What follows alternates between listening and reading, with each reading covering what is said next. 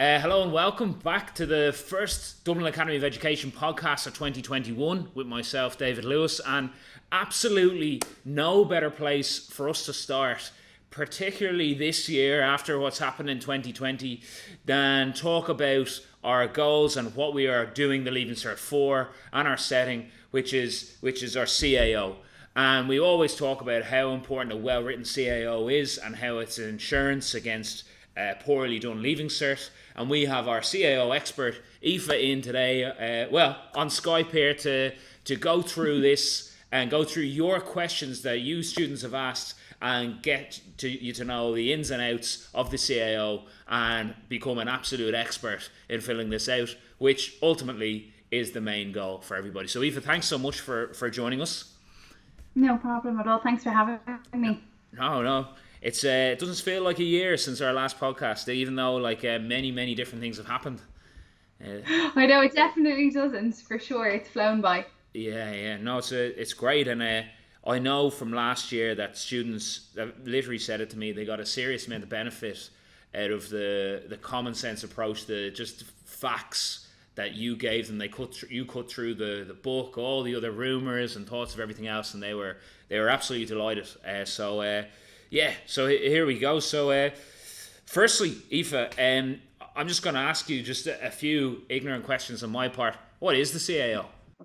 No problem. So the CAO is a centralized application basically for college. So it's where you would put down what you would like to do in university. So as I said, it's a centralized application. And it's where you can log your preferences for level 8s and level 6 and 7s. So there's two sections on the CAO. One is for level 8s and you get 10 choices of those. And then there is another section which is for level 6 and 7s and you get 10 of those. So you get 20 choices in total.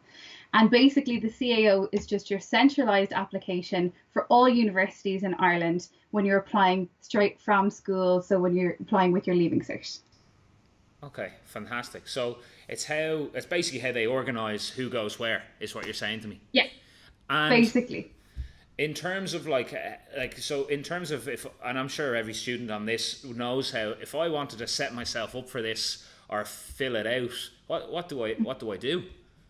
It's a great question. So the CAO, it works very specifically time to dates. Okay, so what you would do is you would log on to cao.ie and you would click apply, and you would do this before the 1st of February. That's really important because if you don't, you should really do it before the 20th of January, because if you don't, you have to pay more. So up until the 20th of January, when it opens in November, you have until the 20th of January to set up an application, and that is at a reduced fee of €30. After the 20th, so between the 20th and the 1st of February, it then becomes €45. So save yourself €15 and set it up beforehand, and also save yourself and your parents a little bit of heartache, and make sure you sign up beforehand. So if you're watching this or hearing this and you haven't signed up yet, do it today. It doesn't mean you have to log on your actual preferences of courses. Just signing up just means putting in like your name, your address, your mobile number, your email address, that kind of stuff. Really, really simple. You're just setting up basically your profile on the CAO so that when you set up your profile, you can log on to your profile and then input your course choices. But you can basically put your course choices on up until the 1st of February. So it's really important to get that done. We would usually say that you should have the bulk of your work done by the 1st of February. If you haven't, please don't panic, you have time. But really, you should be doing that work now, because after the 1st of February, we all know this in the education world, things get really busy. You don't have as much time. You're focused on mocks, orals, all those kinds of things, practicals. So it's important to kind of get that part done. So that would be your first date. And the reason it's important to have your things on before the 1st of February is because there are restricted courses. So a restricted course is something that needs something more than just your Leaving Cert. So it's your Leaving Cert plus something else. So for example, if you're applying for medicine, it would be your Leaving Cert plus the HPAT, which is a separate exam.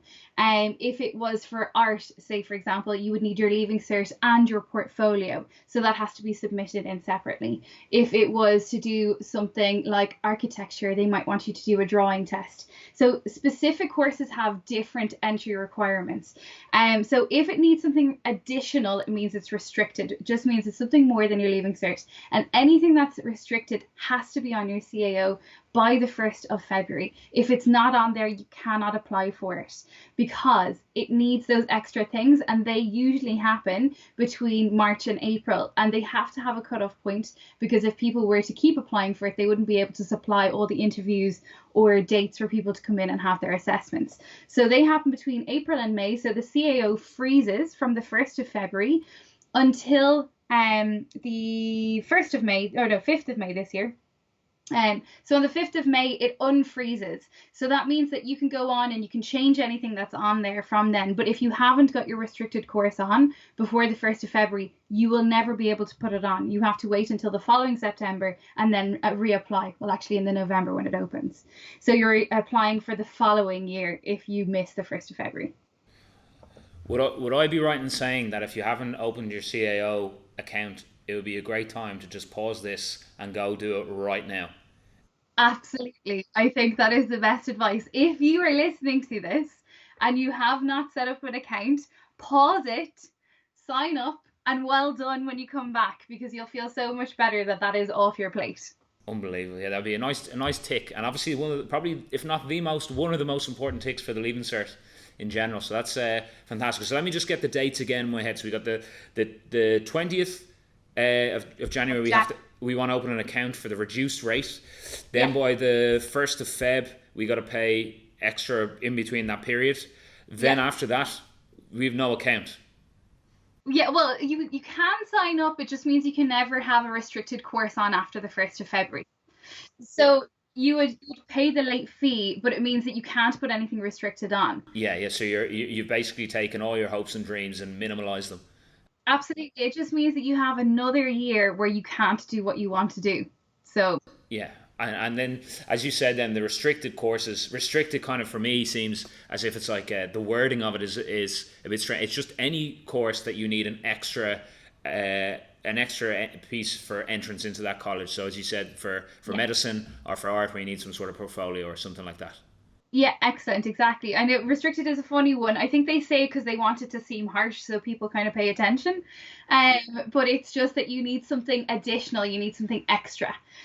So anything like drama or anything like that, anything that has an interview or anything like that. So if you were kind of thinking, but you're not 100% sure, you just put it on anyway, would that be the case? Oh, 100%. Anyone who I have that's thinking about anything restricted, I make them put down every single one of the ones. So say, for example, if it was medicine, I'd make them put down medicine at every single university, because in May, once they've done the HPAT, when it reopens, they can have a look at it and realistically then say, which ones do I actually want? So they can delete restricted ones in May, but you can never put them back on if they weren't on in February. Yeah, I get you. That's a really good piece of advice. So be bold now, and then if in the future you want to switch it, you can. So that's important. Is there anything the parents have to do, apart from the fact that probably most people here that make their just parents do it anyway, but is there anything that parents have to figure out? It's just really, it's the same opening thing for everybody, is it? Yeah, no, it's the same. What I would say is students should absolutely be taking ownership on this. They should not be leaving it to their parents. I know you told me last year that your mum filters in. I'm still horrified, if I'm perfectly honest. If you think about it this way, your parents have had their say, and they have made the decisions for you up until this point, usually of where you go to school, and they've done a great job on that. This is the first time that you guys get to decide where you want to go for 4 years. You are shopping for the next 4 years of your life.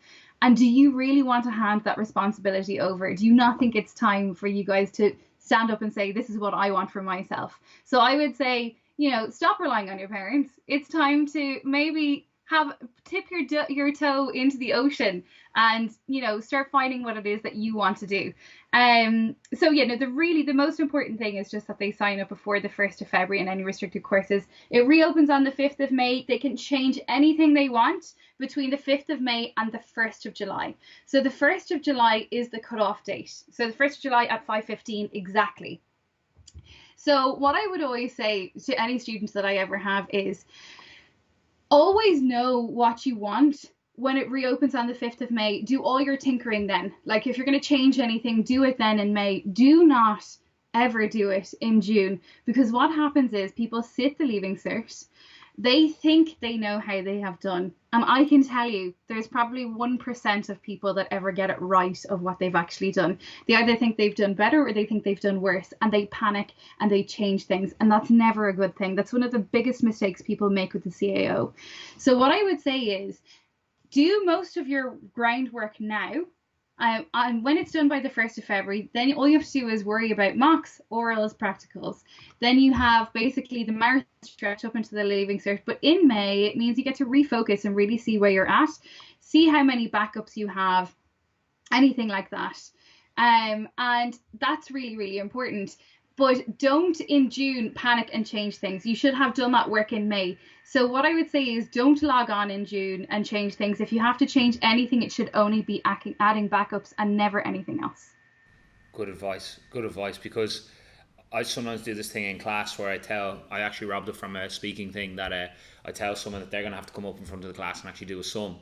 And I do it in grinds a little bit, and I always say, right, okay, I'm going to pick everybody who I'm going to pick, and everyone starts looking at the ground, and then I say, I'm actually not going to pick the girls, I'm going to pick a boy. I make big massive deal of it, and then obviously I'm never going to ask anyone, but I build it up for ages, and at the end of it I ask, put up your hand if you thought that I was specifically going to ask you, and everyone puts up their hand, because I never talk to them, because I looked them in the eye, because I gave out to one of them, or whatever. They always feel bad in it. So it's the same sort of idea, but on your judgment of your Leaving Cert, there's no way you can actually, you're going to figure out accurately over 6, 7, 8 subjects, different papers, projects, comparison, everything. There's no way you can actually figure that out. So you might as well, as you said, you got to keep it the same and then add backups if needs be. Oh, I totally agree. I think you'd be a terrifying teacher, Dave. I'm really glad I never had you in school.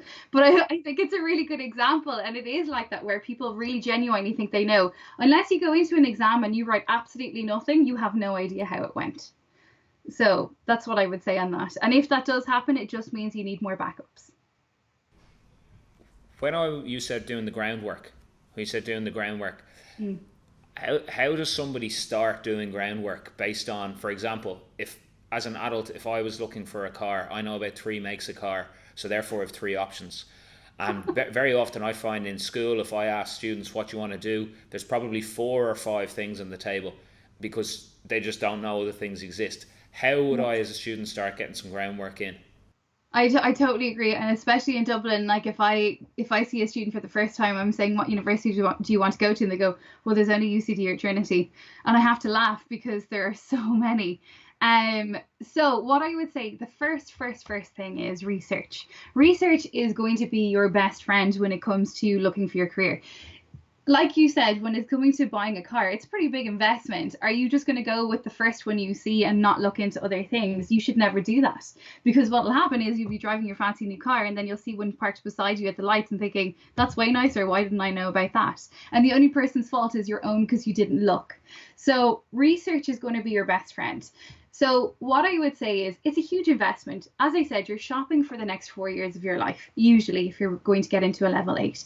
So what I would say is, number one, it's important to know what universities and institutions of technology are out there. So all the different colleges that you have to think, do you want to stay in Dublin or Leinster, or do you want to go outside of Dublin or Leinster? Do you want to go abroad? You have to think of all these different things. And what I would say is, I would start by funneling. So think big and then funnel down to get really specific. So if you're saying, okay, I know I want to stay in Dublin, look at the universities in Dublin. So the CAO book, everybody should have this book. Anyone who's watching the video, you can see this. And if you're not, I don't know if it's coming up. If you're not, it's the CAO handbook. Liz at reception has them for every single student. So you should all have them by now. I think most of you do. It has every single university in it, done by county. So they've made it really easy for you. So the first thing you would do is you would look at this book, you would look at the courses in Dublin, and you would highlight any that sound interesting to you. Then you would go on to careers portal and start looking them up. And this is where you really get into the research. They have nice little videos. They tell you exactly what subjects you need for each course. And that's really important because a lot of people think, oh, I just need points to get onto a course. No, you actually need specific subjects for different universities and different courses. So that's really important as well. So that's kind of the research. Like there's so many students I see that I will actually get the following year and they're repeating because they had applied for courses and didn't realize that they weren't meeting the minimum entry requirements. So they got nothing, which is really sad because they worked really, really hard, but they applied for things they were never going to be able to get. Mm-hmm. So, and like you said there as well, it's taking a little bit of responsibility for that. You don't wake up knowing that. Someone's not going to ring you and tell you that. Yeah. You figure out then what that is and you make sure you meet those requirements is very, very important. Absolutely. And like if you're applying for a course, don't you want to be the person who knows everything about what you're going into? So when people say, oh, what are you applying for? You're not just going, oh, this course. You want to know what you're talking about. It's, as I said, you're shopping for a university. You want to see what's the university life like, what kind of clubs and societies do they have? Is there something that interests me outside of my course? Don't be going to a university just because your friends are going to it, because I promise you, you won't see them. You're going to make new ones. These kind of things. But so like doing proper research, it's kind of like if anyone's ever, have you ever done a J1, Dave? Yeah. Great. I'm sure, please tell me, that you didn't just arrive there not knowing where you were going, where you're going to work, where you're going to live. Can we talk about when I just went on holidays instead? Back in the day, I wasn't the well-rounded man I am today. But definitely 100% something that's massively changed in my life now. Actually, since the J1, would you believe, is the idea of life is all about preparing, and preparation for stuff allows you to know and see what pitfalls or what potential opportunities there may be, and everything is about preparing. And I feel that like apart from the J1 incident, any of the other unbelievable holidays I've got to go on, I've known inside out absolutely every single thing about it, where I'm going to stay, how I'm going to travel from X to Y, make out a plan about it, and it allows you then to be in the moment and actually enjoy the holiday itself. Yeah. You just picked the wrong question there when you said the J1. I'm learning so much about you, Dave. This is so interesting. So basically, don't be like Dave.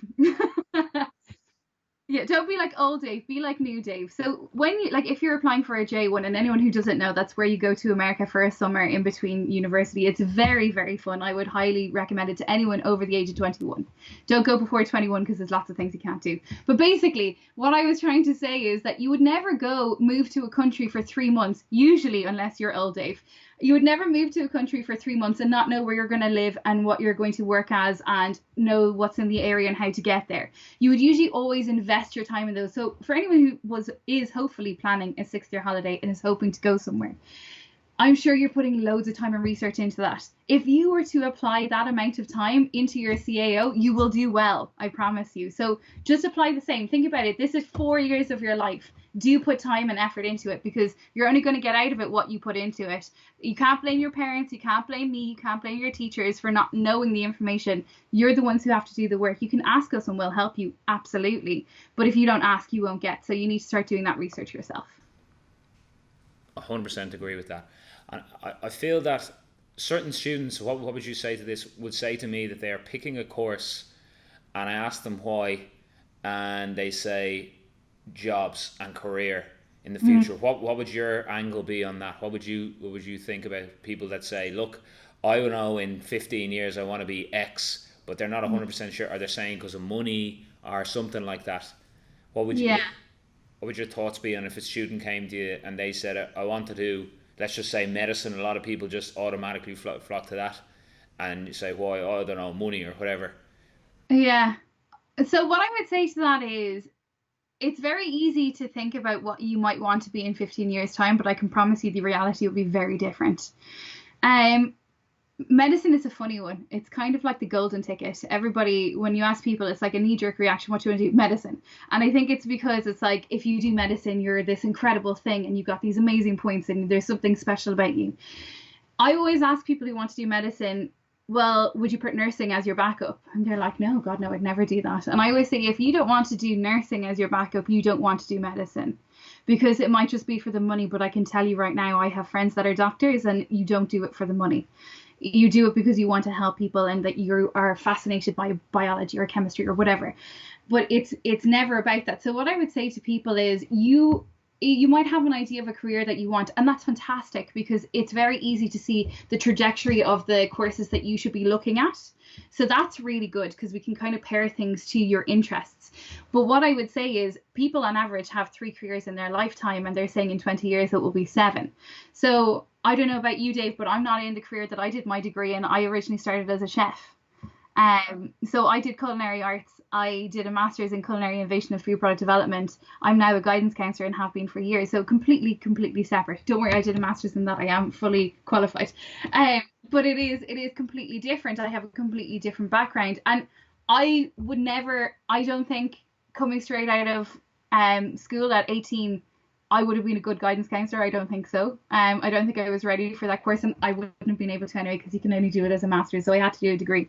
But I think it's your career path will change. So I will say you don't know for certain, unless there are some very, very few people that will come to me and say, I've wanted to be a primary school teacher since I was 3. And you will find that actually those people really do want to do that, and they know what they want to do, and they will stick at it, and that's great. But I would say that is such a small percentage of the population. What I would say is you might think you know what you want to do, and that's great. So by all means, let's start looking at those things. But don't hang your whole happiness on the idea of that career, because it might change.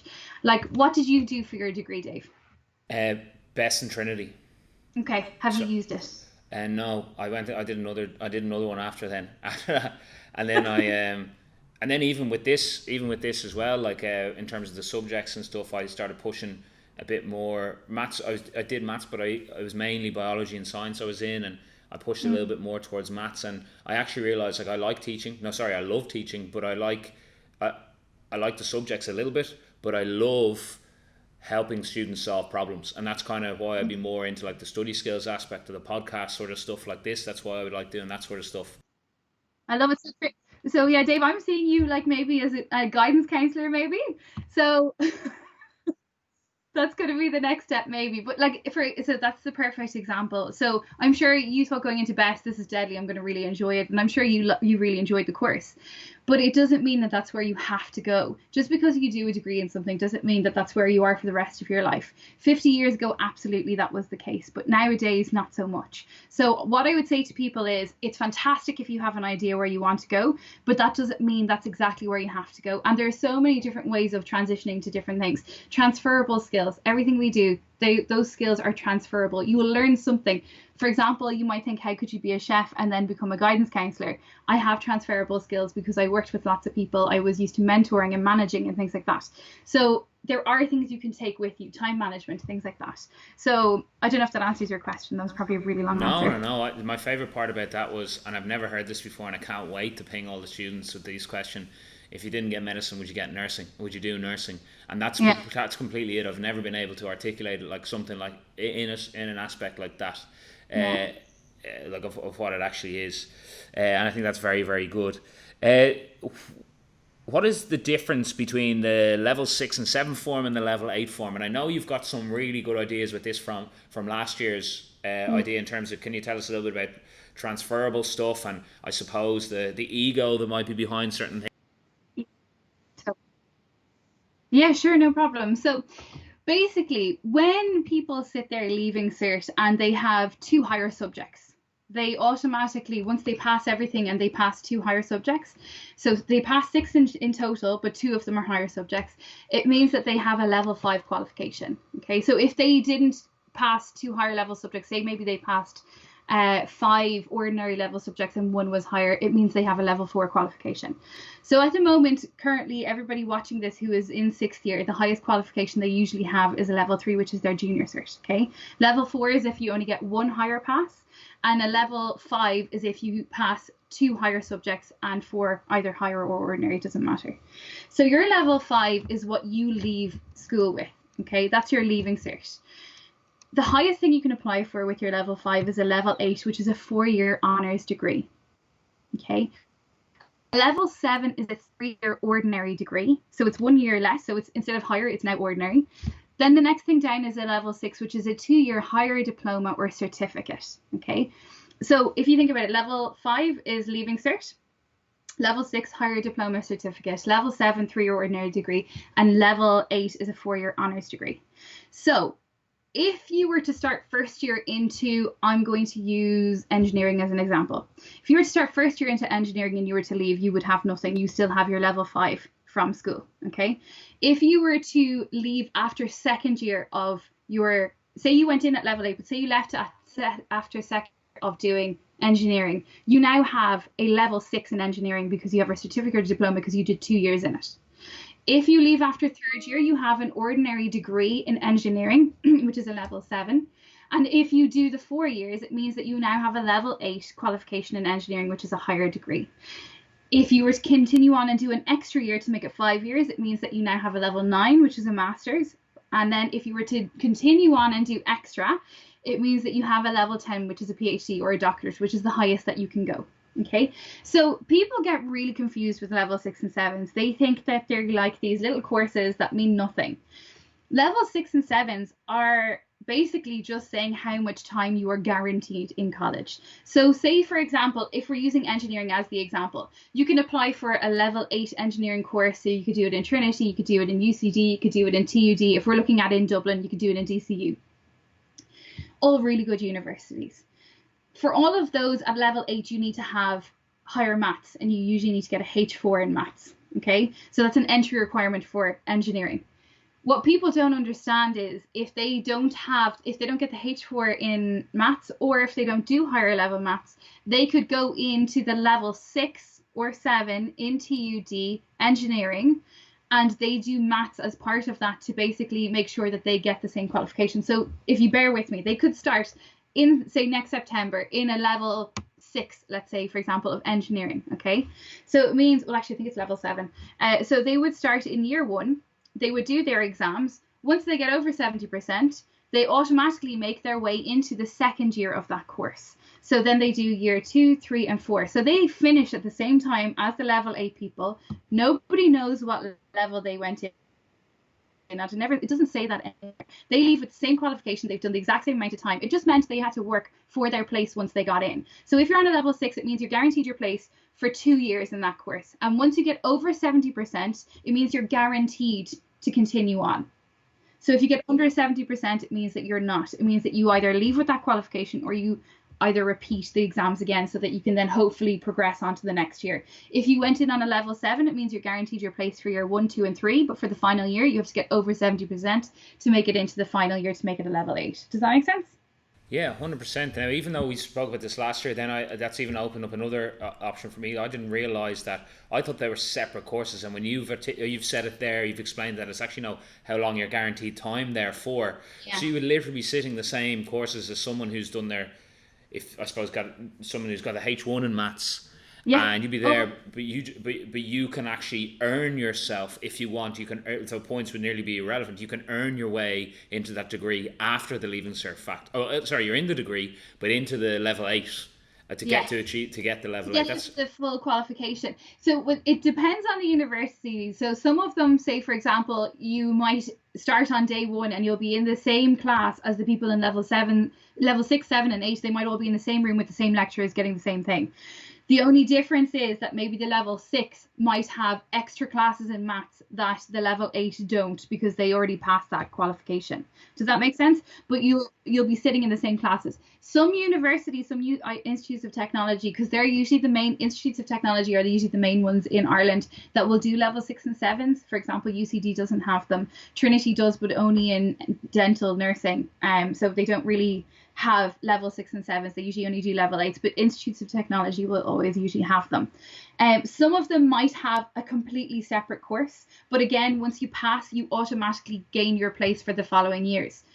So it will always progress either with the same course or into a different course, but it usually means that you won't have to do extra time. So that is really important. But some universities, as I said, on day 1, you're in the same room as people who are on the level 6, 7 and 8. You don't know who's who. It just means that it's another way of proving that you deserve to be on that course. So you might not be great at 7 subjects at the Leaving Cert, but you might be fantastic at 8 subjects that are only about engineering, if that makes sense. Yeah, so it allows you to direct your focus towards something you like, more passionate about, which obviously you're going to put more action in, get better results, and it just Yeah, it sounds unbelievable. It's for the person, it's tailor made for the person who's not, like, I suppose, a generalist across every single topic. They Yeah. can actually hone in on something that they really like. Yes, exactly. Unbelievable. Okay, and I think that was the biggest thing from last year's podcast that I kept telling all my students again and again. I thought that was absolutely unreal, especially at a time like now, with people worrying about mocks and grades and everything. But to realise that you can, without a shadow of a doubt, in September, be studying almost definitely whatever you want, Yeah. regardless nearly of points, if you have a well written, well researched, sorry, as you said, CAO. Yeah, no, absolutely. I loved the example you gave last year of it's your insurance policy. A well-written CAO is your insurance policy. And I think that's so right. It's your insurance policy against your CAO. So if you have put all of the things that you hope and dream for on your CAO and you have enough backups to get you into what you hope and dream for, then you're set. There's nothing more you need to do. Do you know? Yeah, 100%. There was a few more questions here. That I'm just trying to read them here. My Yeah, go for eyesight's it. not great. So it says, um, what are some alternative routes into popular courses? For example, science, medicine, commerce, etc. But yeah, I mean, it's a question I get all the time. Medicine, people have this idea that if you do science, that you can jump after second year into it. It is not published that you can do that, so I'm not going to say that you can do that unless you can contact the specific university and they will tell you that. Fair play to you, because I can't get them to do that for me. So, what I would say is hearsay is really dangerous in that people say, "Oh, I just do this and I get in." I'm like, "Well, who's told you that? Have you got that in writing? Because I don't know that to be true." So just be really, really careful on that. When it comes to medicine, the only guaranteed way of getting in if you don't get in is either to repeat your leaving cert. And just so you know, if you ever repeat your leaving cert, you have to repeat the HPAT. You can repeat the HPAT as many times as you want without repeating the leaving cert. But if you repeat the leaving cert, you also have to repeat the HPAT for that year as well. They have to be sat at the same time. Um, so you either do that, or you do a degree and then you go into graduate medicine, which is harder to get into because they're expecting you to have a background in science. So doing a science degree makes sense. That might be where the myth comes from. But doing science doesn't guarantee that you're going to get into medicine. So that's just one of those things. Commerce, another one of those ones. Everybody wants to be on it. They don't usually know what it's always about, to be honest. Um, but I would say there are so many business degrees out there that if you don't get into commerce, that's okay. You can do a master's afterwards to specialize in the area that you were looking to do as part of the commerce degree. So if you were to do, for example, business and management in TUD is fantastic. BES is obviously amazing as well in Trinity. Commerce is fantastic in UCD. You can also do it in NUIG Galway. There's lots of different places that you can do things. And what I would say is, find out what it is that is the core part of what you want to do. And I promise you, there will be 10 other courses that deliver the same thing just with a different name. So if you're worried about getting into something and you can't get into it, there will always be another course. For example, PLCs, post-leaving cert courses, are fantastic. You can do as many of them as you want for €200. That's all it will cost you. And you leave with a qualification. So I have students who get maybe 625 points in their leaving cert, but they're not exactly sure where they want to go. Sometimes being able to choose anything is actually harder because it means whatever you put down as your first choice, you will probably get. So for them, it's really difficult. So instead of them putting something down, trying it, dropping out and losing their free fees, what they'll do is they will try a PLC to make sure it's something they really want. They only spend €200 on it. They leave with a qualification, and then they can decide, is that the pathway I want to go, or do I want to try something else? So PLCs are fantastic. They're also great if you fall short on points or minimum entry requirements. So say, for example, primary school teaching, if you don't get the H4 in Irish, rather than repeating your leaving cert, you can go to the PLC version of it in Sallynoggin. And basically they sit the leaving cert Irish exam in the course, so it's built into it. So if you didn't get the H4, they're going to train you to get the H4 again. So it just means that you do that for a year, but then when you go into first year, you already have a foundation in the primary school teaching of what you would be learning in college. So you're actually in a better place to people coming straight out of school. You already have a background knowledge, if that makes sense. So PLCs are fantastic. They're completely separate to your CAO. You apply for them directly through the specific course provider. So for example, you have Dundrum, Rathmines, Ballyfermot, you have Blackrock, Bray, Dunleary. There's millions of them, and you can find all of them on Careers Portal. Okay, perfect. And you mentioned some of their free fees. Can you Yeah. explain what that means? If I don't want to lose my free fees. Yeah, so in Ireland, you get 4 years of free fees. And I remember doing this last year, air quotation marks for anyone who can't see. Free fees at €3,000 a year. That's why I'm doing air quotation marks. I don't think €3,000 is free, but it's subsidized, which is great. So the government subsidized them. So they're saying for €3,000 a year, which is supposed to be free, you can go to college for 4 years. So basically, the government is subsidizing your learning up until a level 8 4-year honours degree. So they're saying you can go to college for 4 years and you only pay €3,000 each year. So basically, a level 8 in Ireland will cost you €12,000. Okay. Or probably your parents, fair play to them. So what happens is, if you start a course and you decide that it's not for you, you have up until the 31st of October, Halloween, to drop out. If you drop out on the 1st of November, your first year of free fees is gone and you are not getting it back. So that means if you go to another course the following year, you then have to pay full fees for the first year because you've used yours. So if it's a practical course, it's more expensive. They usually start at about €7,000 and work their way up to 20,000, depending on how practical or lab-based or classroom-based it is. So for the first year, you pay full fees. Then for year 2, 3, and 4, you are still only paying €3,000 because you haven't used those. So if you were to drop out before Halloween, you still have your free fees. It means you got to try the course, it wasn't for you, but you dropped off before the cooling off period. Okay, so it means that the next year when you go, you still pay €3,000 for your year 1, 2, 3, and 4. Does that make sense? Yeah, 100%. Yeah. Some painful times for me back in the day. There's a lot of money. Like, it does when you say it just there, like, it's this amount of money. But if you end up if you pay for it yourself, or you have to pay for yourself, and you're working on top of college as well to pay for that, it does, knowing that you have to drop out by a certain date, or knowing that, okay, you've used up your free fees and now you got to pay as you said, 20 grand there, and that's not including like just living. That's a lot of money. So it's a lot of money. It pays to know, I guess, because if you're working, let's say for example, when I was doing my second degree and I had to pay because it's the second thing, and I was working in Duns.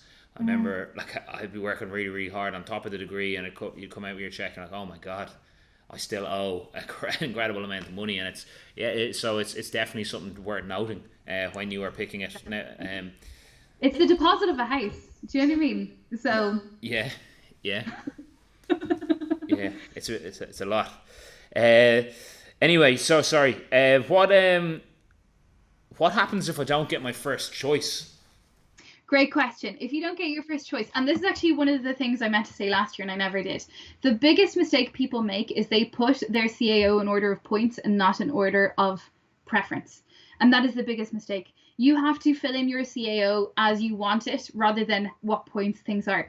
I want everyone to forget about points. I know I went on a huge spiel last year about what points are and what points mean, and I don't think we have time to talk about them today. So if you can, listen to last year's one just to find out what they all are. But basically, it's really important that you fill in your CAO as number 1, this is what I want the most. Number 2, this is what I want if I can't have number 1. Number 3, this is what I want if I can't have number 2 or number 1, and so forth. Do not put them in order of points because you don't know what the points are going to be. The points are only the last person they accepted the year before.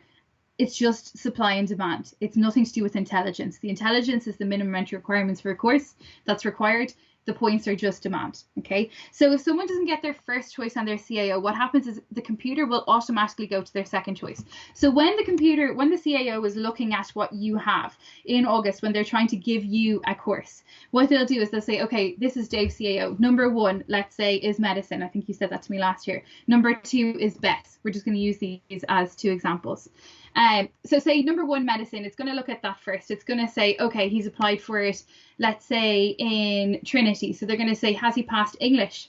Yes. Has he passed maths? Yes. Has he passed another language? Yes. Fabulous. Now he's in. Now, has he passed science? He needs to have 2 H2s in 2 sciences. Has he passed those? Yes, he has. Or say maybe, for example, maybe you hadn't. So what happens then is that's completely gone. So the CAO says you have not fulfilled the minimum entry requirements for that course. That's now gone. So there's a line through that one. It'll go to your second choice. So say it was BES in Trinity. So again, it will do the same thing. It's going to say, have you passed English? Yes. Have you passed maths? Yes. Have you passed another language? Yes. There is no other subject requirement for BES. So now it's going to put you in order of points. Say there was 50 places, and because you did really well in your leaving cert, you were maybe number 30 on that list.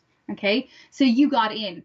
So you're on that course. So basically everything below your second choice is deleted because the CAO sees that you wanted this the most, except for medicine, which you are not entitled to get because you didn't fulfill the requirements. Does that make sense? Yeah, 100%. So if we were to take the example further and say that maybe you didn't get into BESS, maybe you got your third choice. Say BESS is still there, but maybe you weren't picked in terms of points because you missed out.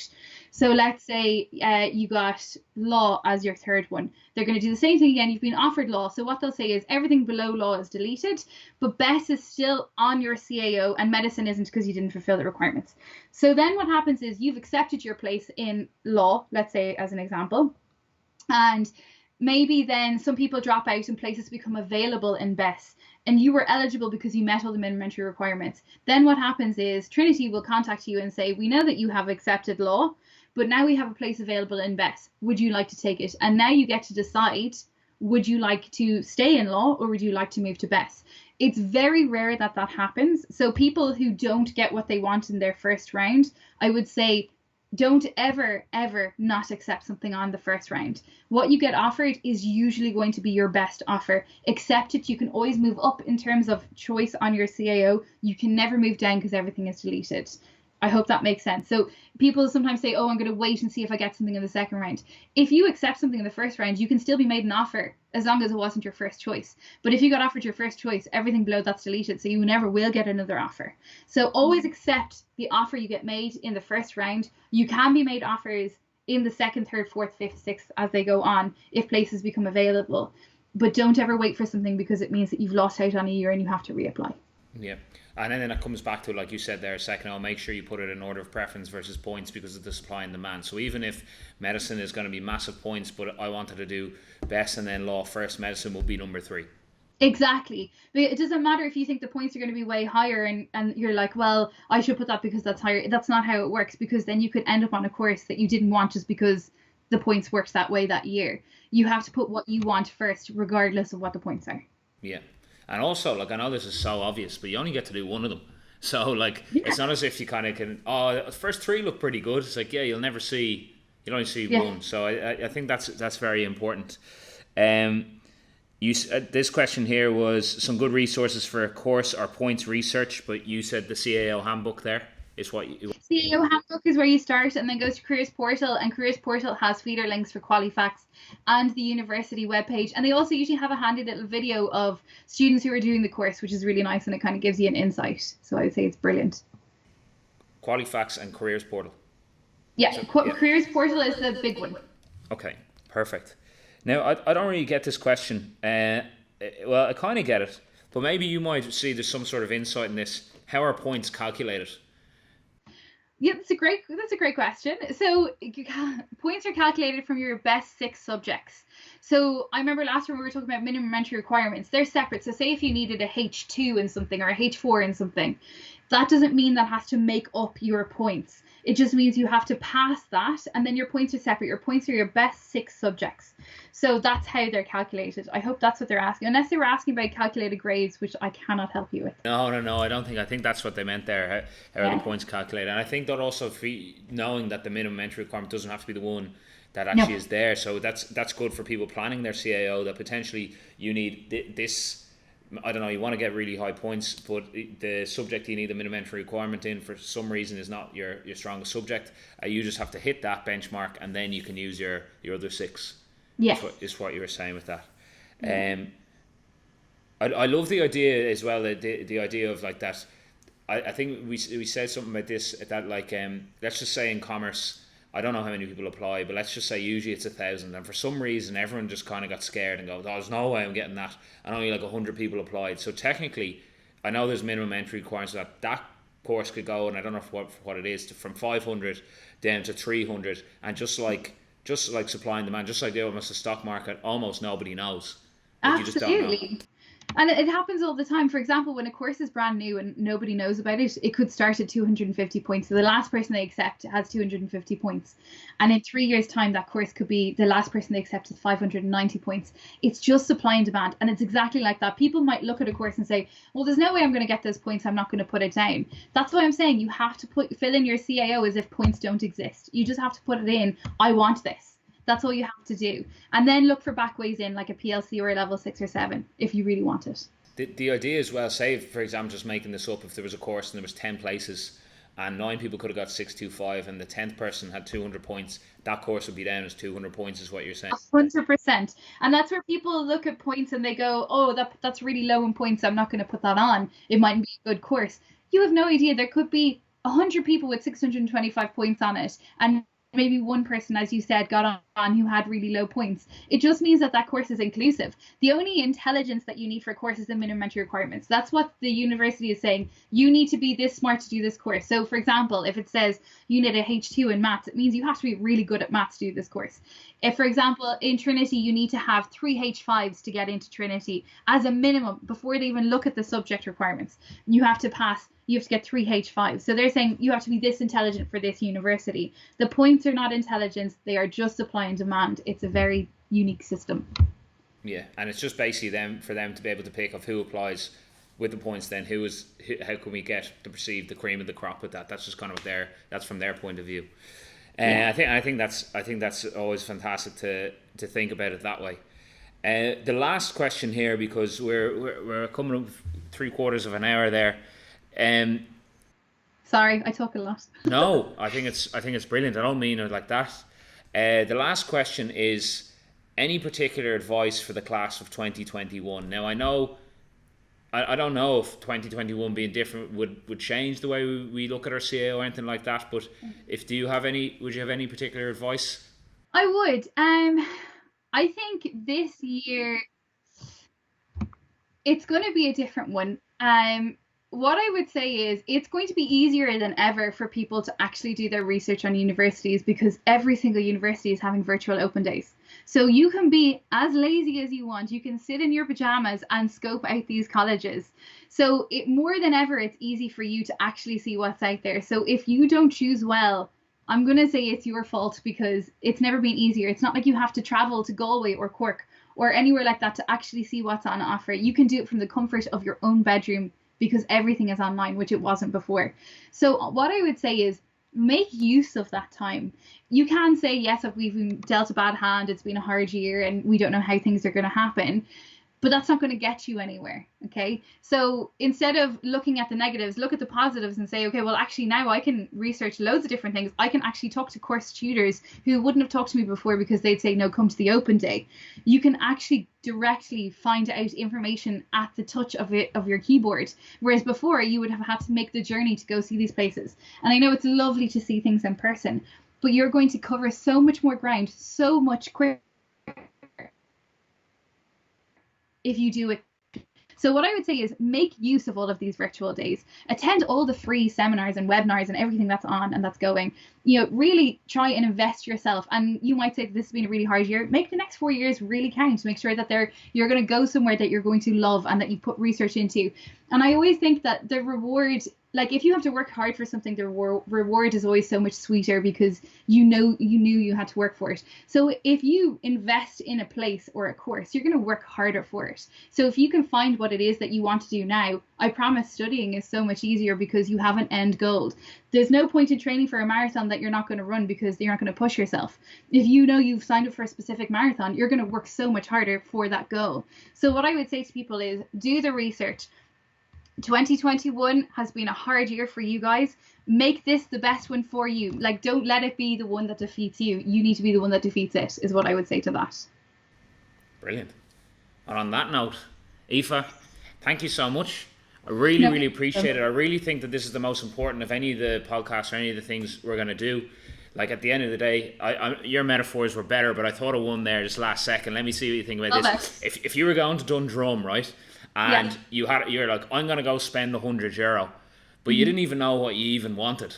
What an absolute waste of your... no, I've ruined it. It's not a very good metaphor at all. But you would go knowing what you want. You're not going to go, I'm just going to spend €100 on what? I don't know. And that's the same idea with your points that you are going to get now in a number of months, regardless of what happens with exams or anything like that. And then the fact that you are saying here that you're literally saying to students that you can choose anything that you want as long as you put a bit of research in. So all that effort you might put in to say calculus and maths, I'm not saying don't look at that, because obviously that's very important, but if you took one of those sessions, 2, 3 of those sessions, that could completely change the course of your life, whereas one particular session in calculus probably won't. Well, exactly that. Like, people spend so much time like researching, I don't know, what movie they're going to watch tonight, and they don't even put half as much effort into what they want to do for the next 4 years, which I think is mental. They might look at their CAO. They might spend an hour and a half in total of the whole year looking at CAO and what they want to do next year. Why have you been going to college for the last 6 years? Why are you doing all this study? It's for the future. It's for the next step. So invest in the next step so that it makes what you're doing now worthwhile. Don't be doing it blind. Like, actually know where you're going. Put time and effort into it, and I promise it'll be so worth it. I 100% agree. Aoife, thank you so much. Thank you so much for doing this. And listen, again, just those dates: 20th of January, 1st of February, 5th of May, and then we're not looking at it in June. Nope. Okay. Nope. Don't look at it in June. Brilliant, Aoife. Thanks so much. I really appreciate it. No problem at all. It's been a pleasure. Thanks.